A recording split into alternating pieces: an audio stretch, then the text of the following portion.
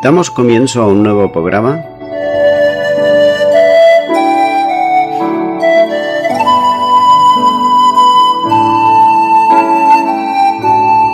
Servidores de Dios. Quien te habla es Manuel Cornejo.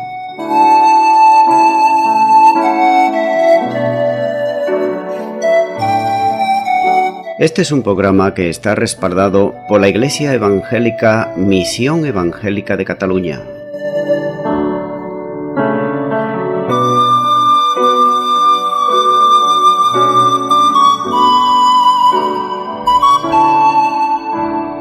Estamos situados en la ciudad de Sabadell, en la avenida Matadepera número 239.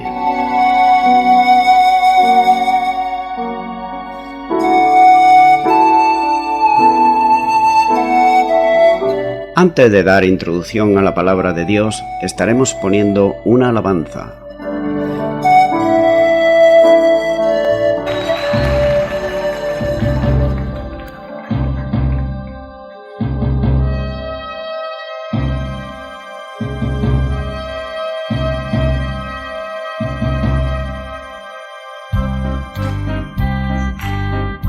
Gracias al Señor porque nosotros ahora somos sacerdotes del nuevo pacto, ministros del Espíritu, llamados a oficiar delante de su presencia, llamados a estar en el lugar santísimo, celebrando a su nombre. Aunque otros canten para otros dioses, nosotros cantaremos para Jehová.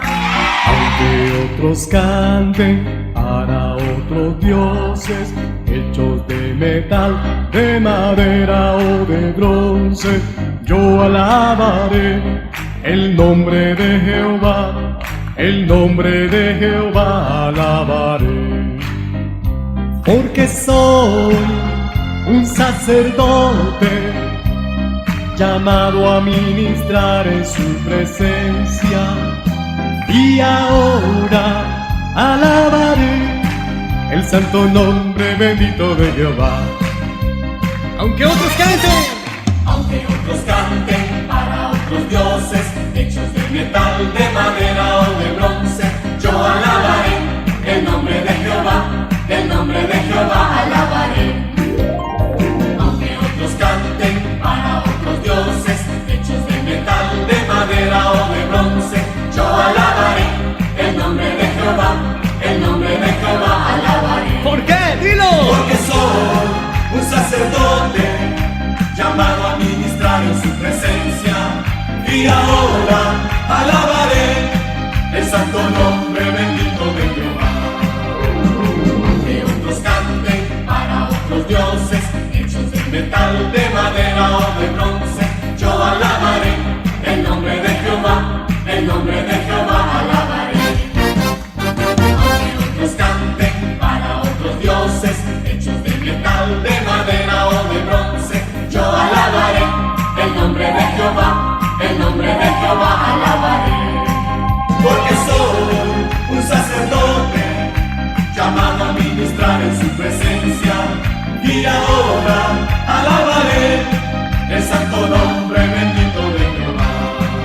Porque soy un sacerdote llamado a ministrar en su presencia, y ahora alabaré el santo nombre bendito de Jehová. Así es, aunque otros le canten a otros dioses, hechos de metal, de madera o de bronce, nosotros celebramos el nombre de Dios. Así que levanta tu voz y celebra su nombre. Señor.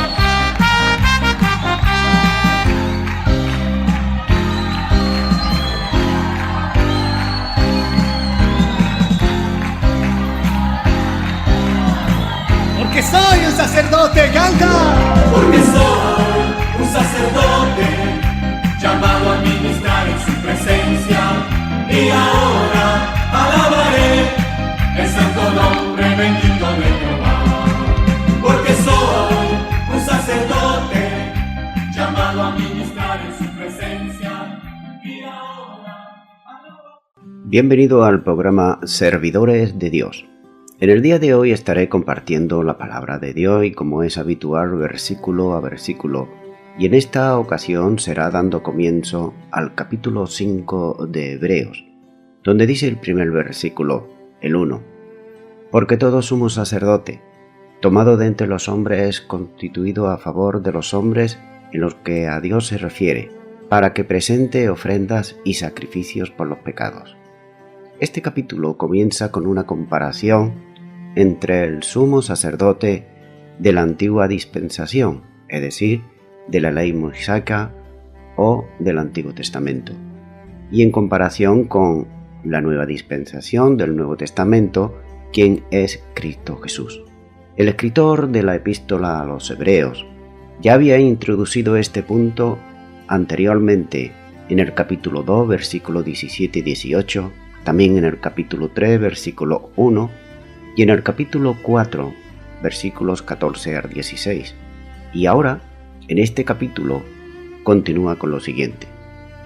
El escritor, para evitar la apostasía de sus hermanos hebreos, enfatiza la superioridad del sacerdocio de Cristo al del Antiguo Testamento, y lo pone con hechos visibles e indudables, ya que Cristo Jesús es mayor que el sumo sacerdote levítico en posición, también es mayor en carácter y en la calidad del sacrificio ofrecido. Recordemos que ninguno de los antiguos sacerdotes él se ofreció, pero aquí en el Nuevo Testamento el sacrificio vivo era el mismo sacerdote, que era Cristo Jesús. De manera que aquí en este capítulo 5, el punto principal es la discusión en los requisitos del sacerdocio. La palabra de Dios señala dos cosas acerca de las cualidades generales que deben satisfacer cualquier sumo sacerdote. Antes de seguir hablando más particularmente de las cualidades de Cristo para ser sumo sacerdote de su pueblo, un sumo sacerdote debe, primero, ser capaz de simpatizar con aquellos a quienes representa. Es decir, que un sacerdote, una persona que está en un lugar de privilegio, arriba, como se suele decir, en un pedestal por encima de los demás, no debe mirar a las personas por encima del hombro, como se suele decir, o a cierta distancia, sino que, como he dicho, debe de simpatizar, es decir, ponerse en el lugar de los demás. El segundo punto, vemos que haber sido designado divinamente para esta tarea, es decir, puesto por Dios, de manera que él había sido puesto por Dios, no puesto por ningún hombre. Un sumo sacerdote representa a los hombres en asuntos por los cuales son responsables ante Dios. Por ejemplo, un abogado representa los intereses monetarios comerciales, es decir, los materiales de su cliente que le paga para este propósito, y lo defiende de lo que le diga su cliente. Pero volviendo a lo espiritual, es decir, a los asuntos del hombre ante Dios, es decir, a los espirituales, es necesario, por lo tanto, que él mismo, el sacerdote, también sea hombre. Aarón y sus sucesores, que representaban a la nación de Israel en la presencia de Dios, eran israelitas ellos mismos, conocedores de las condiciones bajo las cuales vivía su pueblo, expuestos también a las mismas presiones y también a las mismas pruebas y dificultades que el resto del pueblo de Israel. Se dice aquí en este versículo que la tarea del sumo sacerdote en la presentación de Dios de ofrenda y sacrificios, ofrendas, es el término más comprensible normalmente y incluía sacrificios, pero estos sacrificios no es extensiva con ellos, con los sacerdotes. Pero ofrenda y sacrificios parece ser utilizado por el escritor de los Hebreos como una expresión general en el sentido de ofrendas. Aquí se indica la clase particular de ofrendas que se quiere mencionar por medio de la palabra añadidas por los pecados, es decir, ofrendas por los pecados. Y sugiere claramente en el curso de su último argumento que las ofrendas particulares por los pecados que tenían en mente son aquellas que se presentaban anualmente en el día de la redención. Esa era la ocasión sobre todas las demás, en la que el sumo sacerdote en persona debía cumplir las funciones sacrificiales. Continúo ahora con el versículo 2 de este capítulo 5 de Hebreos, donde sigue diciendo: para que se muestre paciente con los ignorantes y extraviados, puesto que él también está rodeado de debilidad. A fin de cumplir dignamente con estos deberes, Un sumo sacerdote necesita no solo prestar atención al cumplimiento preciso de los varios detalles rituales, sino también tener sentimientos interiores con su trabajo sagrado. Es decir, en otras palabras, que no debe de hacer las cosas por rutina, que no debe hacer las cosas por oficio. A lo mejor la persona que está allí y le lleva para hacer el sacrificio, nos ponemos ahora en la época del Antiguo Testamento, en la antigua dispensación, podemos ponernos ahí, imaginándonos como a lo mejor la persona que traía para hacer el sacrificio era una persona que venía combugida, una persona que venía triste por el pecado que había hecho, y le daba el animal y se daba cuenta al sacerdote cómo estaba. Pues bien, el sacerdote no podía permanecer impasivo, tenía que ser una persona, y como persona tenía y tenemos sentimientos, y debemos ponernos también en ese lugar también. De manera que, como he dicho antes, debía de prestar atención a todo aquello y los rituales que le seguían, sino también a los sentimientos interiores de acuerdo con el trabajo sagrado que ellos desempeñaban. Esto es, algo que merece nuestra aprobación y nuestra aprobación instantánea. De manera que cualquier persona que esté ministrando al Señor es una persona con sentimiento exactamente igual que la persona que va a ser ministrada. No se puede hacer de una manera sin preocuparse de ella, como un ritual, o ignorando lo que le pueda suceder. Es decir, la estás ministrando, estás orando por ella, la estás aconsejando bajo la palabra de Dios y a los 2 minutos ya no te acuerdas. No, debe ser algo mucho más efectivo, debe ser algo mucho más humano. Nadie puede leer la historia del Segundo Templo sin tomar conciencia de la situación absurda que hizo que un hombre como Alejandro Janeo en el 125 a.C. y el 76 a.C. fuese rey y sumo sacerdote de los judíos, a representarse por sí mismo a sus súbditos ante Dios en los momentos más solemnes de la adoración nacional.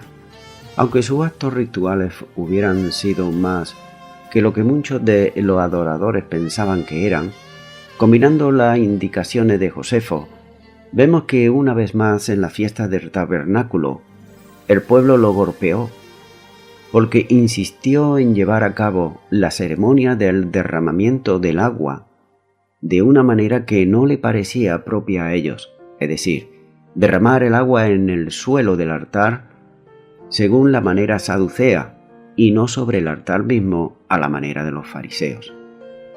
El carácter del hombre lo hacía irreversiblemente inadecuado para el sumo sacerdocio, ya que ningún hombre de Israel estaba menos dispuesto a mostrarse paciente con los ignorantes y también con los extraviados, o como cualquier otro. Y sin embargo, desde la caída de la casa de Sadot hasta la destrucción del templo, 240 años después, hubo muy pocos sumos sacerdotes en Israel que manifestaran las cualidades personales tan indispensables para su oficio sagrado. Esto viene de acuerdo que no cualquiera puede ponerse a ministrar al Señor, ni mucho menos. No se puede coger a una persona y ponerla porque nos cae simpática o porque tiene cualidades. No, como vamos a ver más adelante. Y nos damos cuenta, por ejemplo, aquí, que el escritor de los Hebreos, sin embargo, en todo lo que tiene que decir acerca del sacerdocio de Israel, tiene en mente la fecha literaria del Pentateuco y no los hechos de la historia más reciente. Por ejemplo, el verbo griego traducido muestre paciencia denota en general la posición media deseable entre la indiferencia y el sentimentalismo fastidioso.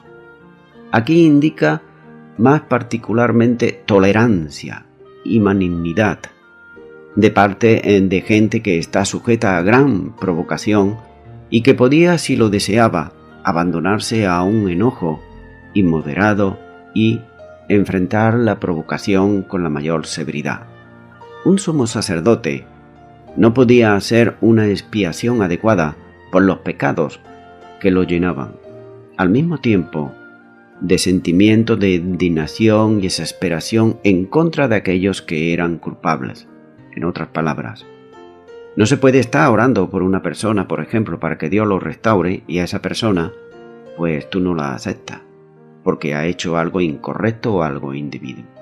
Eso es lo que aquí, resumiendo, se trata de decir. Aarón aparece acreditado con paciencia ejemplar ante la provocación repetida y las envidias de aquellos por cuya causa él sirvió como sumo sacerdote, aunque en este aspecto, como en muchos otros, estaba muy detrás de su hermano Moisés. Los objetos de su paciencia gentil son aquellos que son ignorantes y extraviados. Probablemente deberíamos entender aquí que toda la frase como queriendo significar aquellos que son extraviados por la ignorancia. Y la misma palabra de Dios nos muestra que su pueblo perece, y perece precisamente por falta de conocimiento, es decir, por ignorancia. Y es precisamente por esta ignorancia que se levantan muchas veces falsas doctrinas, falsos maestros y tantas cosas falsas, pero la gente lo asume por su falta de conocimiento de la palabra de Dios. Para tales personas suelen ser aquellos que sucumbieron a la falta de firmeza moral común a la humanidad, que prescribían en la ley las ofrendas por el pecado, donde dice en Números 15:28, y el sacerdote hará expiación por la persona que haya pecado por yerro. Cuando pecare por yerro delante de Jehová, la reconciliará y le será perdonado. Tal provisión no se hace por el que quebranta la ley deliberadamente y en forma desafiante ante Dios. Pero con aquellos que erraban por ignorancia, el sumo sacerdote puede muy bien simpatizar con ellos, porque él mismo estaba expuesto a esas debilidades. Esto resultaba manifiesto a partir de los relatos de varios sacerdotes de la época del Antiguo Testamento, por no haber de aquellos de la era romana o helénica, donde hallamos ejemplos sobresalientes de sumos sacerdotes, llenos de falta de firmeza. Por ejemplo, fueron Josué, el hijo de Josadat, cuya falta de aptitud por el cargo tuvo que ser quitada por el pronunciamiento purificador de Dios, donde vemos en Zacarías capítulo 3 versículo de 6 al 8 donde dice: Y el ángel de Jehová amonestó a Josué diciendo: Así dice Jehová de los ejércitos, si anduviereis por mis caminos y guardareis mis ordenanzas, también tú guardarás mi casa, también guardarás mis atrios, y entre estos que aquí están te daré lugar. Escucha pues, ahora, Josué, sacerdote, tú y tus amigos que se sientan delante de ti, porque son varones simbólicos. He aquí yo traigo a mi siervo el renuevo. Y el mismo Aarón, cuya complacencia y debilidad ante la demanda de su pueblo es igualada por su ineptitud para la excusa ante Moisés. Y vemos aquí como Aarón, cuando cometió aquel gran fallo en el desierto, vemos las excusas que le dijo a su hermano Moisés. Y lo encontramos en Éxodo capítulo 32, versículo 24, donde está diciendo aquí Aarón a su hermano: Y yo le respondí: ¿Quién tiene oro? Apartadlo. Y me lo dieron, y lo eché al fuego, y salió este becerro. Nótese aquí como muchas veces las excusas son tan malas que hasta hacen risa. Es decir, eché el oro al fuego y qué casualidad, salió este becerro, así ya, moldeado y todo, ya salió hecho. Eso no se lo creía absolutamente nadie, es decir, que fue complaciente con ello. De manera que Aarón no estaba en ese momento en condiciones de interceder sacerdotalmente ante Dios por su pueblo, sobre el cual había traído este gran pecado, ya que él lo consintió. Y fue Moisés quien entró en la presencia de Dios para expiar su pecado y lograr el perdón para todos ellos.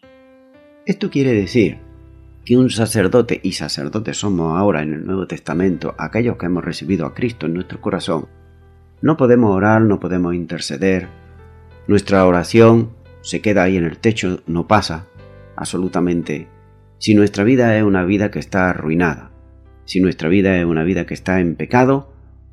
Nuestra oración, nuestra intercesión, nuestra administración no va a ser efectiva delante de Dios.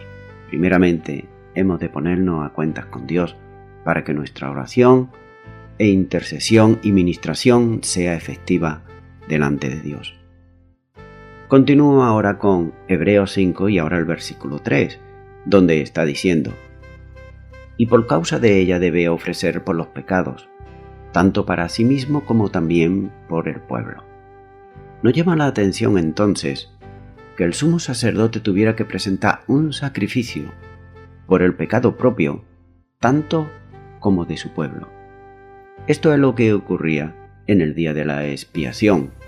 Solo después de que Aarón hubiera presentado un becerro como ofrenda por el pecado, para expiarse a sí mismo, él y su familia, de acuerdo con la prescripción de Levítico 16:6, donde dice: y hará traer a Aarón el becerro de la expiación que es suyo, y lo hará la reconciliación por sí y por su casa.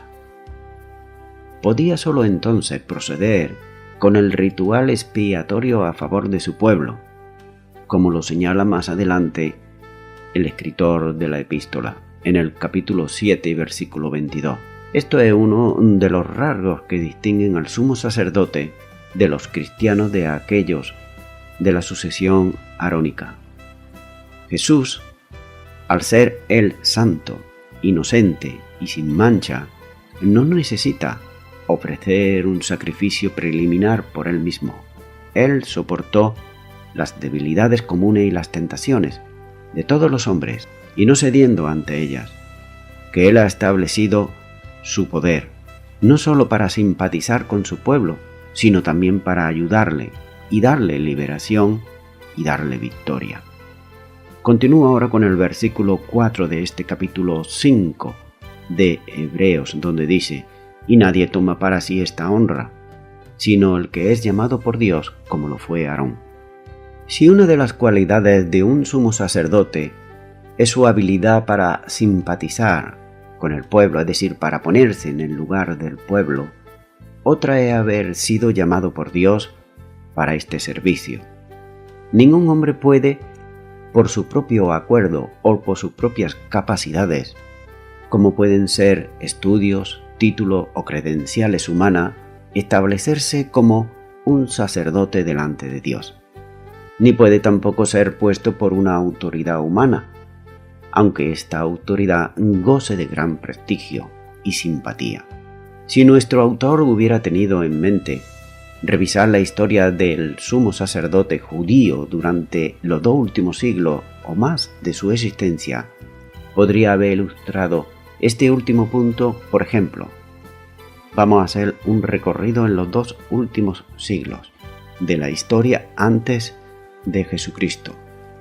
Después del derrocamiento de Onías III, en el año 174 a.C., Jasón y más tarde Menelao fueron designados por Antíoco IV para el sumo sacerdocio. Eso es por un lado. Vemos aquí que fue Antíoco IV. Por otro lado vemos que Ancimo fue designado por Demetrio I en el año 162 a.C. Por otro lado vemos otro, a Jonatán Asmoneo fue designado por Alejandro Balás, supuesto hijo de Antíoco IV, en el año 152 a.C. Su hermano Simón y sus sucesores fueron designados por decreto del pueblo judío en el año 140 a.C. Esto es lo que nos muestra la historia en el libro apócrifo de Primera de Macabeos, capítulo 14 y versículo 41. Repito, en cuanto a la historia. Con la caída de la casa Asmonea, los sumos sacerdotes fueron designados sucesivamente por Herodes el Grande, en el año 37 al 4 a.C. Aqueleo lo fue en el año 4 a.C. y en el año 6 después de Cristo. Gobernadores romanos designaron también a sumos sacerdotes en el año 6 después de Cristo ya y el año 41. y miembros de la familia de Herodes también designaron a sumo sacerdote en el año 41 después de Cristo hasta el año 66.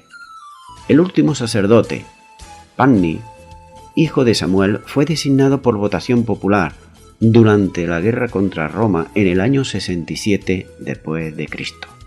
Así que estamos viendo aquí que todas estas personas, que eran sumos sacerdotes, habían sido designados por hombres y no por Dios. Y como consecuencia de ello, eran hombres que quizás simpatizaban pues con los que le elegían. Pero la pregunta no es esa, sino que la pregunta es, ¿estaban estos aptos delante de Dios para servir a Dios y a su pueblo? Aarón, el primero de los sumos sacerdotes de Israel, ocupó su puesto por designación divina, como lo muestra la Biblia, y no solamente en un versículo, en Éxodo 28 y versículo 1, también en Levítico 8:1, en Número 16, 5, en el Salmo 105, versículo 26 y otros más versículos que hay. Y también lo hicieron sus herederos y sucesores, sus hijos, sus nietos, sus bisnietos, etc., como nos lo muestra Números 20, 23, 25. También vemos y otros que no eran de descendencia arónica, pero que en el tiempo de emergencia ejercieron un ministerio intercesor y sacrificial como el de los sacerdotes arónicos. Lo hicieron por el llamamiento especial y directo de parte de Dios. Nótese, Dios no está sujeto a las cosas que los hombres muchas veces pensamos. Dios es soberano y Él puede hacer lo que Él quiera en todo momento porque es lo mejor y lo más adecuado. De manera que si el escritor a los hebreos va a sostener su tesis de que Jesús es el gran sumo sacerdote de su pueblo, debe producir una evidencia comparable de un llamamiento divino, también en su caso, sino que es llamado por Dios. Continúo ahora con el versículo 5 de este capítulo 5 de Hebreos, donde sigue diciendo la palabra de Dios. Así tampoco Cristo se glorificó a sí mismo haciéndose sumo sacerdote, sino el que le dijo, «Tú eres mi hijo, yo te he engendrado hoy». Las dos mismas cualidades que son requisitos para cualquier sumo sacerdote están presentes en Cristo, en su caso. Sin embargo, el escritor a los hebreos la presenta en un orden inverso, al revés. Primero, su llamado divino y segundo, su habilidad para simpatizar con su pueblo. Hay que dejar bien claro que lo de engendrado aquí no tiene nada que ver con el nacimiento de Cristo en Belén. Sí tiene mucho que ver con aquel jardín situado cerca del Calvario, donde Él fue sepultado después de ser crucificado, porque allí fue donde tuvo lugar su resurrección. Él fue engendrado de los muertos. Su sacerdocio comenzó cuando Él regresó al cielo, y ellos no hablan de su resurrección. Allí tuvo lugar la resurrección. Él fue primogénito de entre los muertos. Su sacerdocio comenzó cuando Él regresó al cielo, y eso no habla de su resurrección también. De manera que, en la exposición de ese versículo, se sugirió sobre todo en base al contexto presente de la cita de hoy. Era en la mente de nuestro autor el día de la entronización de Cristo, es decir, el día cuando el Altísimo hiciera público que había exaltado a Jesucristo crucificado como Señor y como Cristo, como nos dice Hechos 2:36. Y dice la Biblia, el mismo día que había aclamado a Jesús, como su Hijo también lo había aclamado como sumo sacerdote permanente. Nos vamos ahora al versículo 6 de este capítulo 5 de Hebreos, donde dice, como también dice en otro lugar, tú eres sacerdote para siempre según el orden de Melquisedec. Surge una pregunta, ¿quién fue Melquisedec? El único registro histórico que tenemos de él se encuentra en Génesis capítulo 14, donde fue descrito como sacerdote del Dios Altísimo. Él fue a felicitar a Abraham por su victoria sobre Kedorlaomer y sus aliados.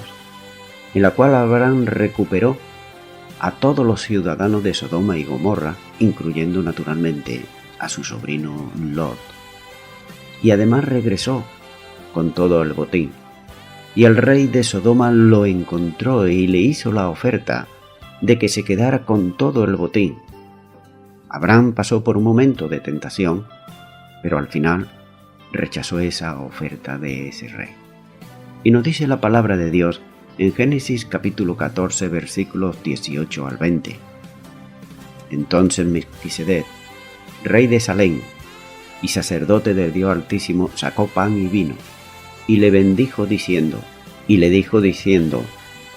bendito sea Abraham, del Dios Altísimo, creador de los cielos y de la tierra, y bendito sea el Dios del Altísimo que entregó tus enemigos en tus manos, y le dio a Abraham los diezmos de todo. Melquisedec era rey de Salem. Salem significa paz. Y era también el rey de justicia. Él apareció en las páginas de la Escritura y no sabemos de dónde vino. No tenemos la menor idea sobre su origen. Y salió de las páginas de la Biblia de la misma manera. Y no hubo ya más mención histórica sobre este Melquisedec. Pero ahora, aún todavía en el Antiguo Testamento, en el Salmo 110, tenemos la profecía de Melquisedec, en el que vendría alguien que sería un sacerdote según el orden de Melquisedec. Ahora, esta carta a los hebreos nos da la interpretación de Melquisedec. Hay algunos destacados expositores bíblicos que opinan que Melquisedec fue el Cristo preencarnado. Bueno, no podemos aceptar esa interpretación porque Melquisedec era figura, un tipo del Señor Jesús.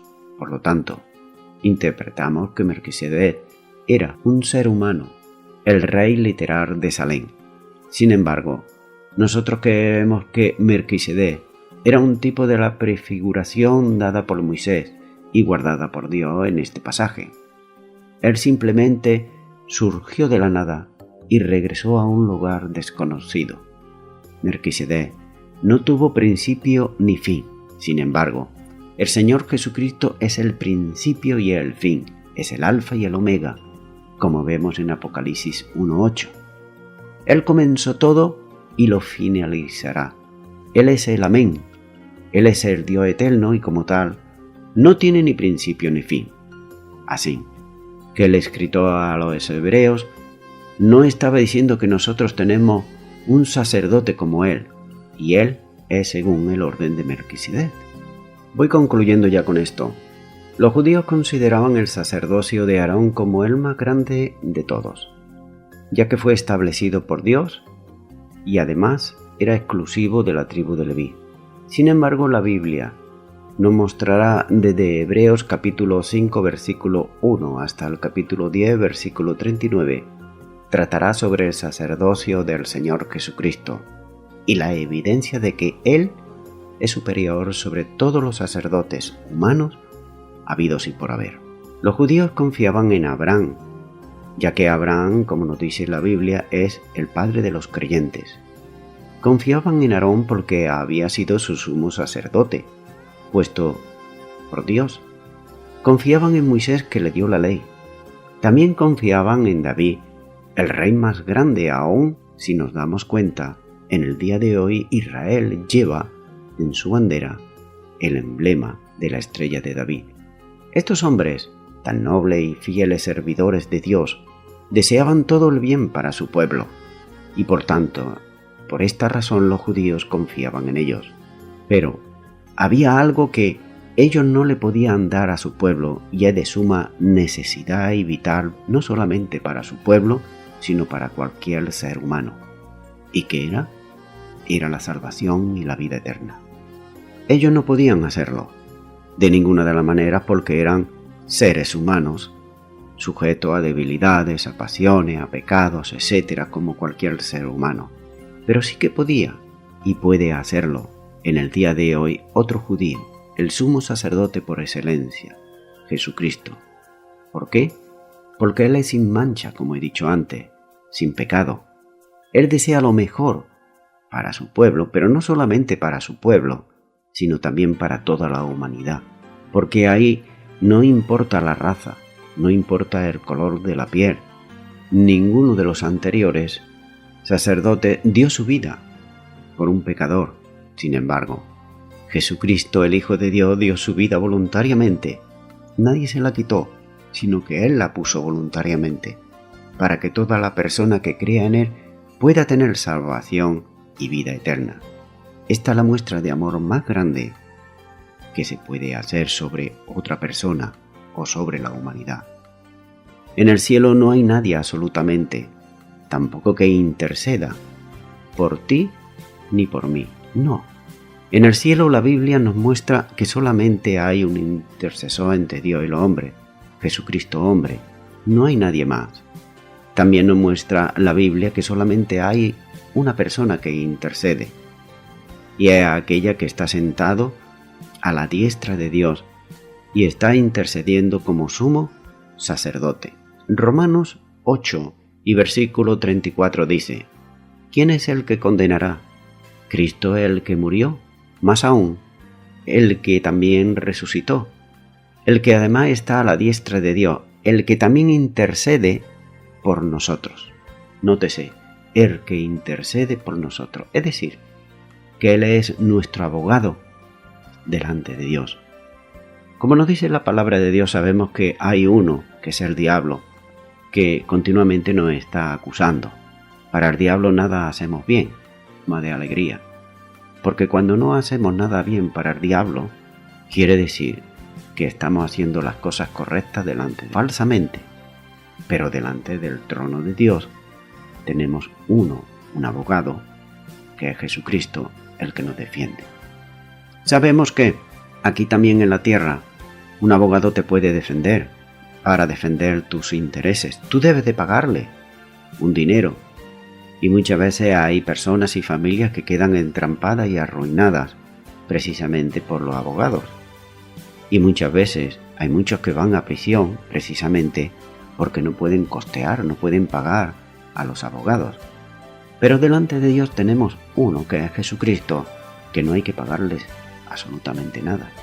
Solamente tenemos que recibirle por fe en nuestro corazón, aceptarle, y Él, a partir de ese momento, va a ser nuestro ayudador, va a ser nuestro abogado, si nosotros nos mantenemos fieles.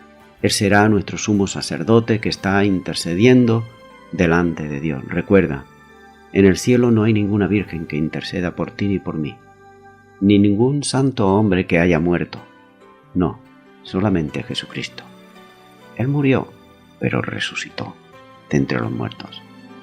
Por tanto, mi amigo y mi amiga, yo te animo ahora en este momento, si tú quieres, en un acto de fe, recibir a Jesucristo en tu corazón como Señor y Salvador, pues yo te animo, ahí a donde tú estás, que puedas orar conmigo, como he dicho, por un acto de fe voluntario y de todo corazón.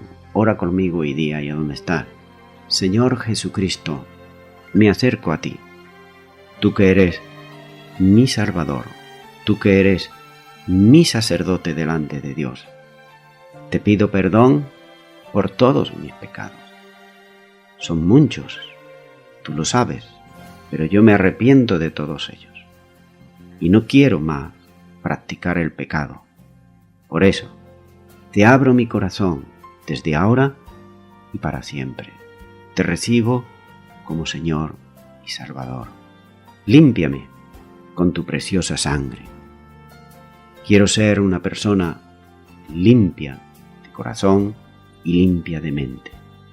Y te doy gracias, porque tú, siendo mi sumo sacerdote, diste tu vida por mí. Gracias, en el nombre de Jesús. Amén. Bien, amigo y amiga, si tú has hecho esta oración de todo corazón, tú debes orar a Dios.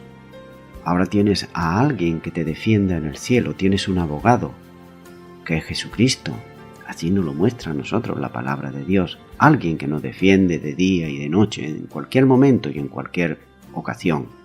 Es bueno que ores a Dios en el nombre del Señor Jesucristo. También es bueno que leas su palabra, para que no te pase como a aquellos que por falta de conocimiento cometen cosas muy malas, que a Dios no le agrada. Pienso que ese no es tu deseo, el de hacer lo malo, sino todo lo contrario, hacer lo bueno a partir de ahora. Por eso tú tienes que ser dirigido por el Espíritu Santo, que dice la palabra de Dios que te guiará a toda la verdad. La verdad es la palabra de Dios. Por tanto, comienza leyendo los evangelios. Léelos una y otra vez. Y también es bueno que puedas acudir a una iglesia cristiano-evangélica, pero no una iglesia cualquiera, sino una iglesia donde se enseñe la sana doctrina. Aquello que están predicando, que lo estén practicando también. Que se note el amor de Dios en cada una de las personas que hay en ese lugar. Ves ahí, di que has recibido a Jesucristo en tu corazón y podrás crecer espiritualmente. Y a toda la audiencia, nuevamente me estoy despidiendo de todos ustedes y será Dios mediante. Hasta el próximo programa, si así Él lo permite. Que Dios os bendiga a todos.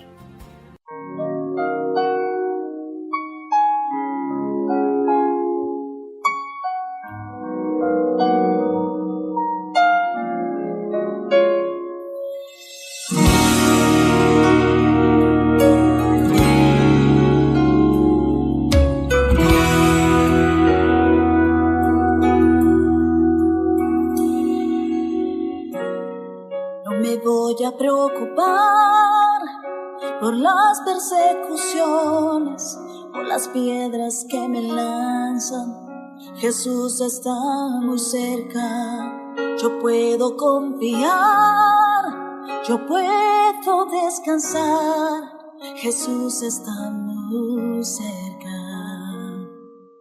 Para decir tira la primera piedra, aquel que no tiene pecado, aquel que no erra. Para defenderme ante el enemigo, toma mi dolor para llorar conmigo, para sustentarme bajo de su diestra. Es un hecho consumado, todos mis casos imposibles serán siempre encerrados, porque tengo un abogado.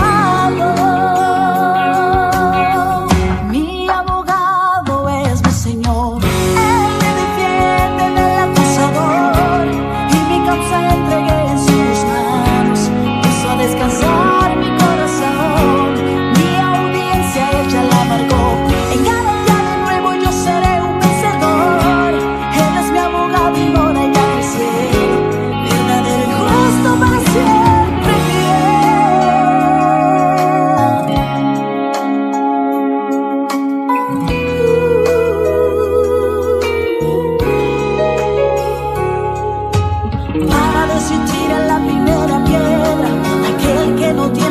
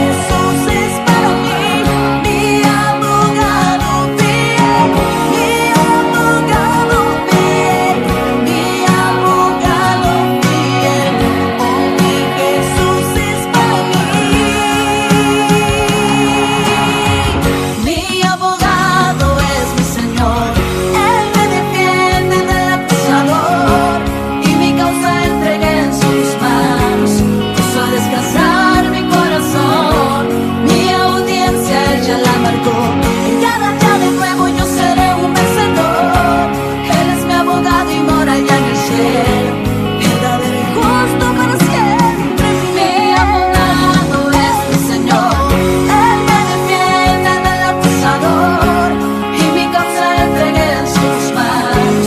Hizo descansar mi corazón, mi audiencia ella la marcó, y cada día de nuevo yo seré un vencedor. Él es mi abogado y mora allá en el cielo, piedad del justo para siempre fiel.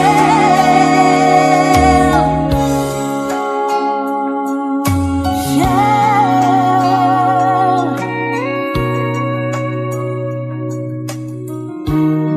Y por siempre será fiel.